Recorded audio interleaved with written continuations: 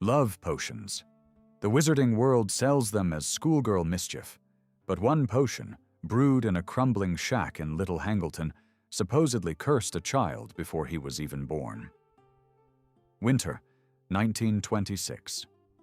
Merope Gaunt, hollow-eyed and trembling, stands behind the counter of Borgin and Burke's, selling the last thing of value she owns, Slytherin's locket, for 10 galleons. She is pregnant, starving, and completely alone. Within hours, she will collapse on the steps of a London orphanage. Within a day, she will be dead. And the boy she leaves behind will become the most dangerous wizard in history. The popular version is seductive in its simplicity. Tom Riddle was conceived under a love potion, therefore he was born incapable of love. It sounds like poetic justice. A mother who manufactured false love gave birth to a son who could never feel the real thing. But Dumbledore never actually said this. What he told Harry in the summer of 1996 was far more careful. He believed Tom would have been very different if Merope had survived and raised him. Not the potion, the absence of the mother. The medieval alchemist Paracelsus, whose writings shaped the earliest known love elixirs, was explicit. Amortentia and its ancestors affect the drinker, not the offspring. No magical text, including the St. Mungo's Healer's Companion of 1811, has ever recorded a case of emotional inheritance through potion exposure. The Ministry's own Regulation of Magical Substances panel reviewed the question in 1943. The same year, Tom Riddle opened the Chamber of Secrets and quietly concluded there was no evidence linking conception conditions to a child's emotional capacity. The file was stamped, sealed, and forgotten. Wool's orphanage did not forget, though. Mrs. Cole told Dumbledore about a boy who frightened other children, who collected trophies from those he hurt, who chose cruelty when kindness was available to him. Every act was a decision. Every door he closed himself. Slughorn, who adored the charming young prefect, later admitted he never once saw Tom Riddle comfort another student. Not because he could not, but because it simply never occurred to him that he should. And this is where the real depth begins. The love potion myth does not just misread Voldemort, it excuses him. If he was broken from birth, then no one failed him, and nothing could have saved him. But if he chose, every single time, then his story is not a tragedy of fate. It is something far worse, a tragedy of will. But love was not the only human boundary Tom Riddle decided to cross. And the next one, he crossed 6 times on purpose, and once without ever knowing. 6 times, Tom Riddle tore his soul apart on purpose. The 7th time, his soul tore itself. October 1981. Godric's Hollow. The cottage smells of milk and cedar wood. The green flash fills the nursery, rebounds, and for 1/14 of a second, the room contains something no theorist has ever described. A soul fragment with no vessel, blindly searching for a living anchor. Voldemort believed he understood the arithmetic of immortality. 6 Horcruxes, 7 soul pieces.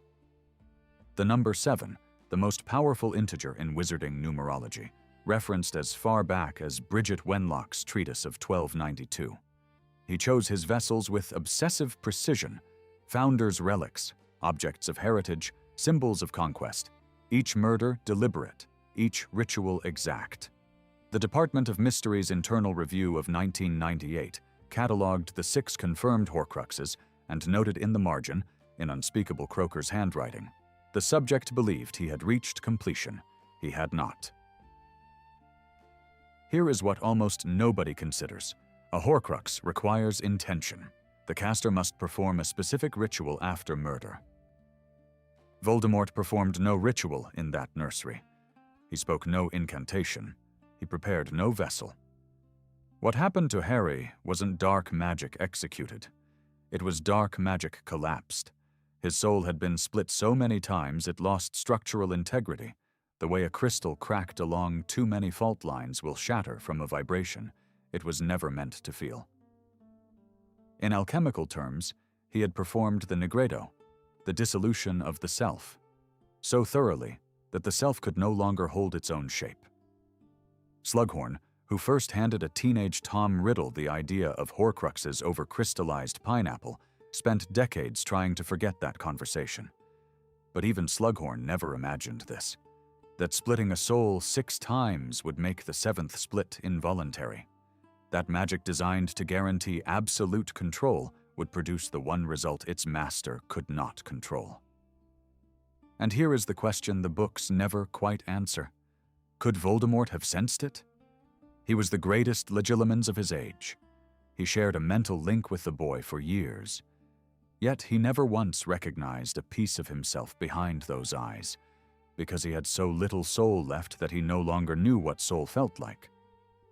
But this is where the real depth begins. He created 6 Horcruxes from objects. The 7th was a person, and it was the only one capable of love.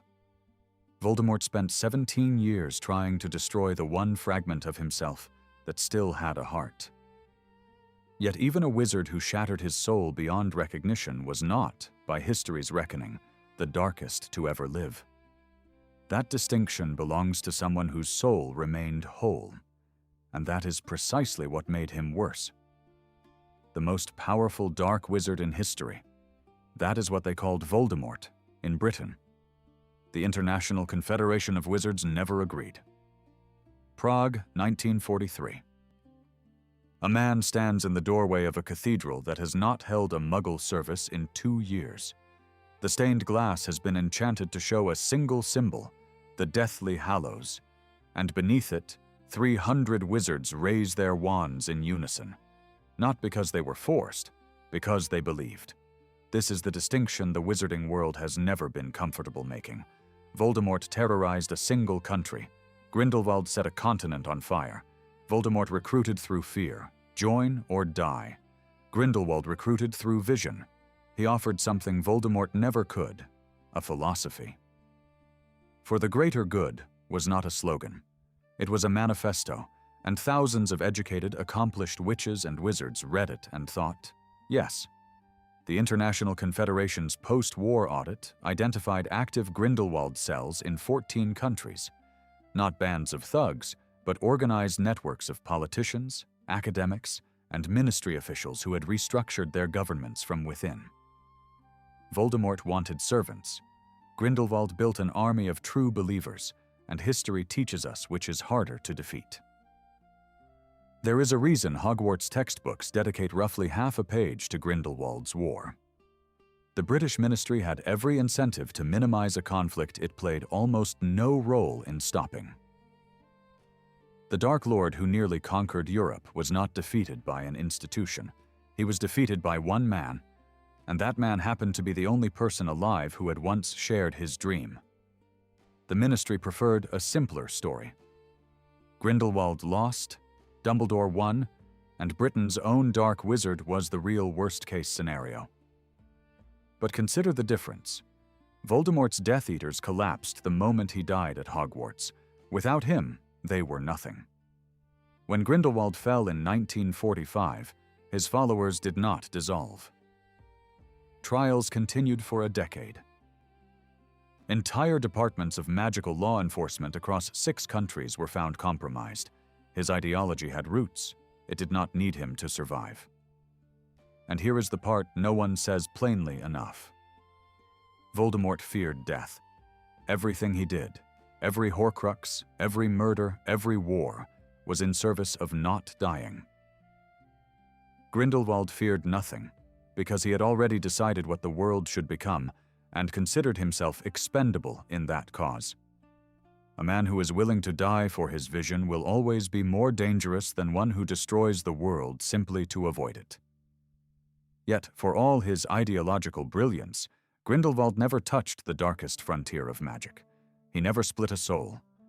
Not because he lacked the will, but because someone else had already done it, 2,000 years before Tom Riddle was born. Horcruxes were not born in a Hogwarts classroom. They were born in blood, on a sun-scorched Greek hillside, 2,000 years before Tom Riddle ever opened his mouth to ask Horace Slughorn a careful question. His name was Herpo. History remembers him as Herpo the Foul, an ancient Greek dark wizard so reviled that his own century tried to erase him from record. He was a parselmouth. He bred the first basilisk, and according to the oldest magical texts that survive, he created the first known Horcrux, not through theory, but through murder, in a stone chamber that supposedly smelled of burned copper for 300 years afterward. The Greek magical tradition understood the soul differently. They called it psyche, not a fixed whole, but a layered thing, with parts that could be separated. Ancient Egyptian priests had mapped the soul into 5 distinct components centuries earlier. Herpo took that framework and did what no one had dared. He broke the theory open with a killing. What is remarkable is how thoroughly the magical world buried this afterward. The Wizengamot's earliest surviving codex mentions soul magic exactly once, in a single line that translates to, "Let it not be taught, spoken of, or remembered." Entire libraries in Alexandria and Constantinople were purged not by Muggle fires, as historians assume, but by magical authorities who feared what those scrolls contained. Even magic most evil refuses to explain Horcrux creation. Even it draws a line. So when a 16-year-old Riddle sat across from Slughorn and asked about splitting a soul, he wasn't asking about something merely obscure. He was asking about something deliberately erased. Slughorn recognized the word instantly, and that recognition cost him 50 years of shame. Hogwarts teachers are warned about that word during their first year of employment. There is a list of terms students must never be guided toward. Horcrux is on it, Corm. But here is where the real weight of this story lands. Riddle did not uncover some lost stroke of genius. He followed a trail that Herpo left deliberately, because Herpo's Horcrux worked. He never died. No record of his death exists in any archive, Greek, Roman, or Wizarding. And if Herpo never died, one uncomfortable question has no answer. Was the first wizard to split his soul still watching when the last one tried? Voldemort believed he was a pioneer. He was a boy retracing ancient footprints in the dark. And he never once asked whose they were. And the knowledge Herpo left behind was not the only thing the magical world tried to bury. Some words carried danger not because of what they meant, but because of what happened the moment you said them aloud. The name was never cursed. The people were. Diagon Alley, winter of 1979. A young witch at Flourish and Blots says Voldemort while asking about a newspaper headline, and the shop goes silent. No spell fires, no alarm triggers, just 11 pairs of eyes and a quiet heavy enough to bruise. She never says the name again. For nearly 2 decades, witches and wizards whispered, "You know who" in pubs, wrote "He who must not be named" in official correspondence, taught their children that the word itself carried dark magic. Most of them genuinely believed it. But here is what the books make clear, and the films barely mention. The taboo, the actual curse that turned the name into a locator spell, did not exist until 1997. For almost 20 years, the wizarding world avoided a word that carried no magical weight at all. During the First Wizarding War, the fear was entirely psychological. No detection charm was attached to the name. No snatcher appeared. The Department of Magical Law Enforcement never issued a formal advisory against saying it. They did not need to. Terror, left uncorrected, regulates itself. This was not new. The Egyptians believed that speaking the true name of a demon summoned its attention. In Kabbalistic tradition, the name of God was spoken once a year, by one priest in one room. Voldemort understood this instinct perfectly. He chose a name that sounded like a decree, and the wizarding world obeyed a law that had never been written. The Ministry never corrected the misconception. Why would they? A population that cannot name its enemy cannot organize against it. Dumbledore saw this clearly. His insistence on saying Voldemort was not performance. It was a refusal to let language become a prison. When the taboo was finally cast in 1997, after the Ministry fell, it worked precisely because the habit was already built. Only the brave still said the name. the Order, Dumbledore's army, Harry. The curse was exquisitely cruel. It punished exactly the people who had refused to be afraid. And here is the dark irony no one mentions. Voldemort did not create the silence. He inherited it, waited 17 years, then weaponized it. And the name he made the world fear was never even his. Behind the invented title was a plain surname from a Muggle village, the name of a father whose greatest crime was being ordinary, and whose murder was not an act of war, but of shame. Pure blood. The word Voldemort built an empire on was a lie he told about himself. Summer of 1943. A 16-year-old boy walks up the hill toward the largest house in Little Hangleton. He has never been inside. He has never met the people who live there, but he knows their name, because it is his name, and he has come to erase that fact. The Muggle police classified the deaths of Tom Riddle Sr., Thomas and Mary Riddle as an unexplained triple poisoning. The coroner noted only that all three appeared to have died of fright. The Ministry's Department of Magical Law Enforcement filed the incident under Muggle Domestic Matter, no magical involvement detected. It took Dumbledore 50 years of private research to connect those deaths to a boy who had just finished his 5th year at Hogwarts. What makes this murder extraordinary is not its cruelty, it is its motive. Tom did not kill his father for power or revenge. He killed him because Tom Riddle Sr. was proof. Proof that the heir of Slytherin, the future architect of pureblood supremacy, was half-blood. His father was an ordinary Muggle from an ordinary village who had been deceived by a love potion and did what anyone would do once the enchantment lifted. He left. Before climbing that hill, Tom had already visited the Gaunt Shack. He had already heard Morphin's drunken account of the full story. And when he was done listening, he took Morphin's wand, killed the Riddles with it, then modified his uncle's memory. Morphin confessed proudly to murders he had not committed. He died in Azkaban, convicted on the strength of a confession the Ministry never thought to question. A gaunt, killing Muggles fit every assumption they already held. This is where the real architecture of the ideology reveals itself. Voldemort did not become a pure-blood supremacist despite being half-blood. He became one because of it. Every speech about blood purity, every demand for Muggle-born registration, all of it was a monument built over a grave in Little Hangleton. In the history of authoritarian movements, this pattern recurs with unsettling regularity. Those who enforce the most rigid standards of identity are often the ones who would fail them. But here is what no one considers. He could have simply hidden his origins and said nothing. The fact that he made blood purity the center of everything tells you how deep the wound went. He was not hiding a secret. He was screaming over it. And the boy who walked back down that hill, who had just murdered 3 people and framed his own blood without a tremor in his hand, was, by every account, the most beautiful student Hogwarts had seen in a generation. Beauty. The most dangerous weapon Tom Riddle ever carried required no wand, no curse, no dark mark, only his face. Borgin and Burks, 1947. A young man in a perfectly pressed suit leans across a glass counter toward an elderly witch clutching a golden locket. His jaw is precise. His dark eyes hold warmth that does not exist. Hepzibah Smith will hand over 2 of the most powerful artifacts in wizarding history. And she will do it smiling, because the boy across from her is simply that beautiful. This is the part the films never showed you. Tom Riddle did not grow up strange-looking. He grew up devastating.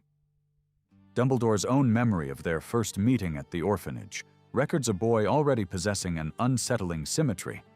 Dark hair, pale skin, features almost too well composed for a child raised on rationed meals and second-hand clothes. By 16, every professor at Hogwarts described him with the same word: striking. Mrs. Cole at the orphanage, who disliked him instinctively, still admitted he had grown into a very handsome boy.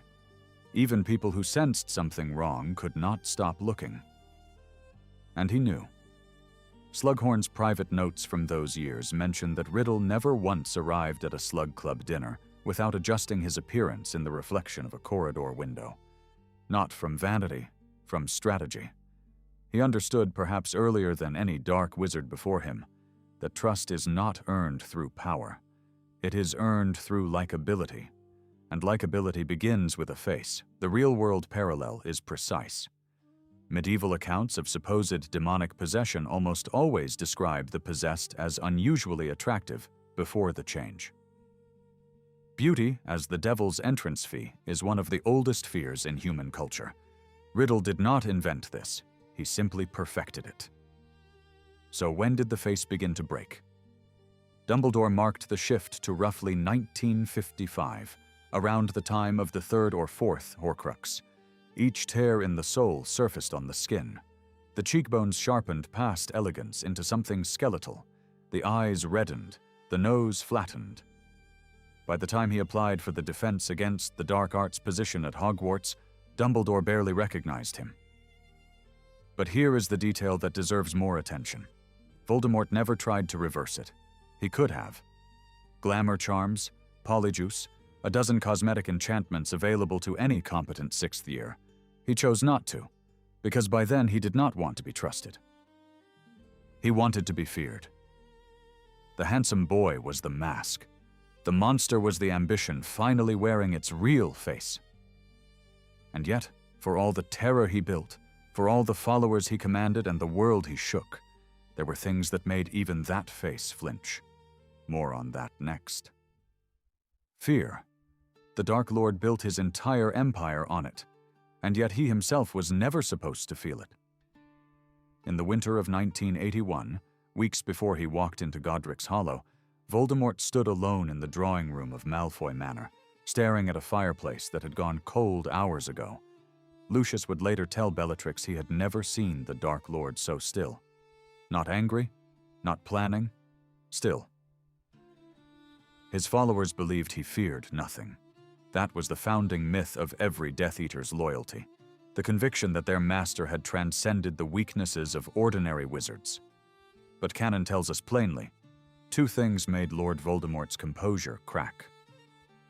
The first was death, not danger, not battle. Death itself, the blunt biological certainty that all things end. Internal records from the Department of Mysteries note that between 1955 and 1970, someone accessed the Death Chamber's restricted theoretical archive 11 times under falsified credentials. The department never identified the intruder. They did not try especially hard. What is remarkable is not that young Tom Riddle researched death. Many brilliant scholars do. What is remarkable is what he did with that research. He did not seek to understand death. He sought to insult it. Every Horcrux was not a solution. It was an argument, a furious, desperate argument that he, alone among all living things, should be the exception.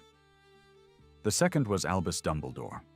Not because Dumbledore was simply more powerful in some measurable, duel-ready way, but because Dumbledore was the only person alive who looked at Lord Voldemort and saw exactly what he was. Every other wizard saw a Dark Lord.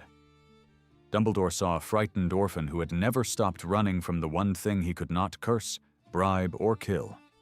That gaze was unbearable. What does it tell you about the most dangerous wizard of the age that he could face an army of Aurors without blinking, but could not bring himself to move against Hogwarts while Dumbledore still drew breath? History's cruelest tyrants, from Caligula to Grindelwald, share a pattern. They project absolute dominance outward precisely because something inward is collapsing. But here is what makes Voldemort's case quietly tragic. He split his soul 7 times to defeat death, and in doing so, he destroyed the only thing that might have made death bearable, the capacity to feel life fully enough to accept its end.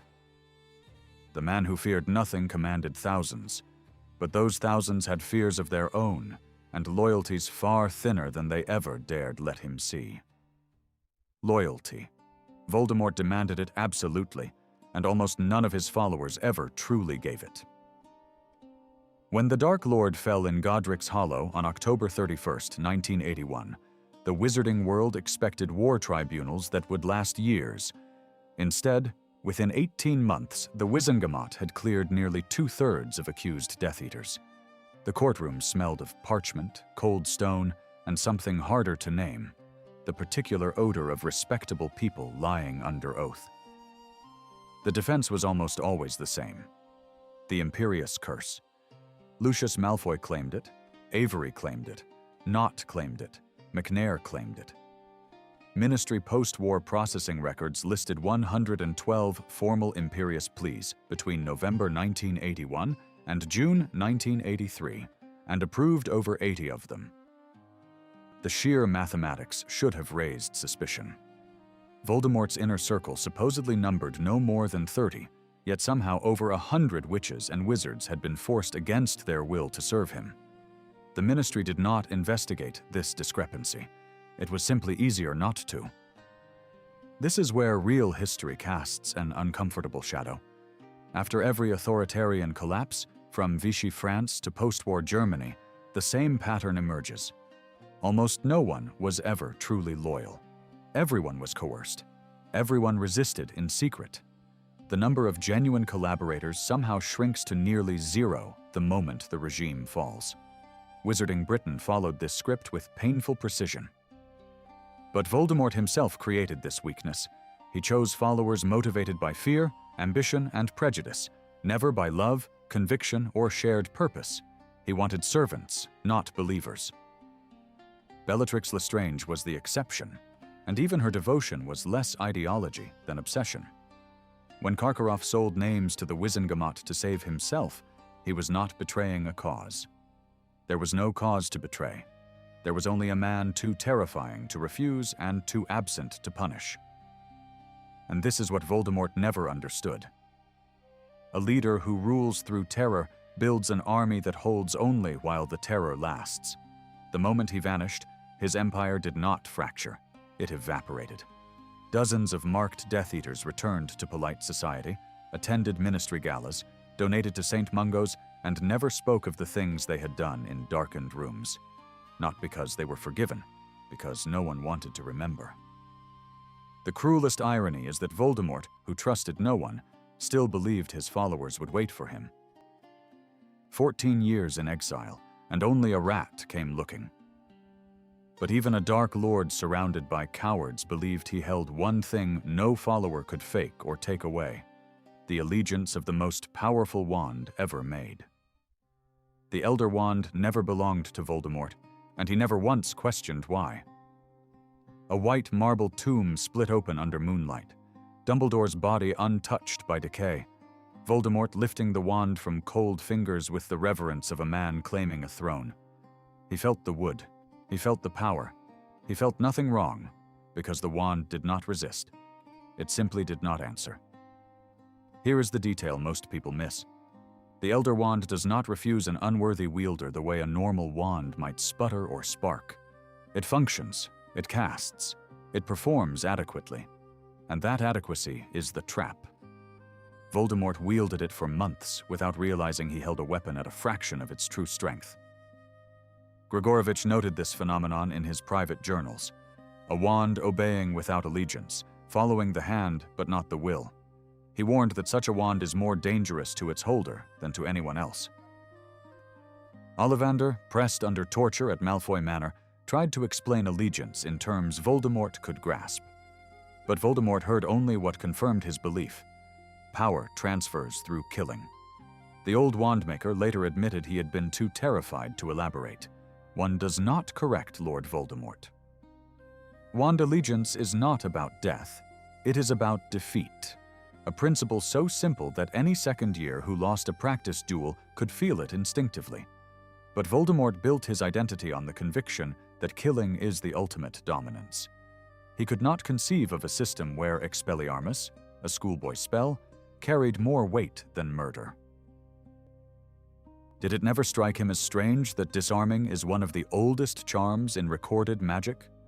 Dueling traditions across centuries were built on it, because it speaks the language wands actually understand.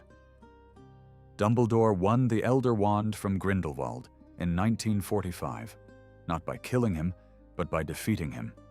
He understood what the wand respected. Voldemort never once asked how that victory happened. He assumed the answer was obvious. It was, just not in the direction he imagined. But here is where the full weight lands. Voldemort did not lose because he lacked knowledge. He lost because his worldview had no room for the answer, that a boy who ripped a wand from Draco Malfoy's hand had done something more magically significant than every murder he ever committed. The most powerful wand in history was waiting to be understood. He only ever wanted it to be feared. And perhaps that is what makes this lie so final. Voldemort believed greatness is something you seize. Someone else always knew it was something you choose. Choice. Not blood, not prophecy, not the circumstances of birth. Choice is the most dangerous word in the wizarding world because it strips away every excuse. Summer, 1938. Dumbledore stands in the doorway at Wool's orphanage, watching an 11-year-old boy who has already learned to control, to frighten, to enjoy fear. The wardrobe rattles. Dumbledore sees everything and still extends the letter. The myth is comforting. Tom Riddle was born broken, conceived under a love potion, raised without affection, descended from a cursed line. He never stood a chance. This is the tidiest lie in the saga because it absolves everyone. If Voldemort was inevitable, then no choice ever mattered. Dumbledore never accepted this. His personal annotations from that orphanage visit, notes he kept for 50 years, contained no mention of fate, only observations, and one phrase underscored twice, not yet committed to it. 2 words that carry the weight of an entire philosophy. This is why the pensive lessons exist. Dumbledore does not show Harry those memories to explain what Voldemort became. He shows them to prove what Tom Riddle chose. The stolen trinkets, the cave, the rehearsed question to Slughorn. Not symptoms of destiny, auditions for a role Riddle was writing for himself. The wizarding world preferred simpler answers. Bad blood, broken souls. Dumbledore refused that comfort. A young man in Godric's Hollow once felt the pull of reshaping the world alongside Grindelwald, and walked away not because he was born virtuous, but because he remembered his sister falling. The pull was not corruption from outside. It was his own desire, requiring his own refusal. And here is where it all converges. If Voldemort was destined to be evil, then Harry was destined to be good, and Dumbledore knew that was not true either. What if Harry had shaken Draco's hand on the Hogwarts Express? If the Sorting Hat's whisper of Slytherin had met no resistance? No prophecy answers that. Only character does. Dumbledore staked everything, his strategy, his legacy, his life, on the wager that one orphan would choose differently than another. That is not optimism. That is the most frightening bet a wise man can place. Tom Riddle was not a monster born. He was a man who, at every turning point, chose the door marked power and never once looked back. And with all 11 lies stripped away, what remains is not myth, not nightmare, just the quiet, unbearable truth that evil is not something that happens to you. It is what you decide to become. So now, after everything, let us say what truly needs to be said. You know what genuinely surprises me about all of this? Not how many lies there were, but who they quietly served. Think about it. Not one of these myths was invented by Voldemort. He never claimed he was born without love. He never told the world he was the first to split a soul. He never announced he was destined for darkness. Everyone else said that. And I think I understand why. Because if Tom Riddle was simply a brilliant, handsome orphan who made one terrible choice, and then another, then someone should have seen it. Someone sat across from that charming prefect at dinner and noticed nothing wrong. Every lie we pulled apart tonight serves the same quiet purpose: to make Voldemort into something that simply happened, something no one could have prevented, Because if no one could have prevented it, no one has to carry what comes after. So here is what I want to leave you with. Not a question about him, but about every adult who watched Tom Riddle grow up inside those walls. If Dumbledore himself admitted he saw the signs from the very first orphanage visit, what was the rest of the staff thinking for 6 years? I would love to hear your answer in the comments. If this is why you are here, subscribe. It genuinely means the world. The next lesson covers something most fans have seen hundreds of times and never once noticed. Until then, stay curious, and I will see you in class.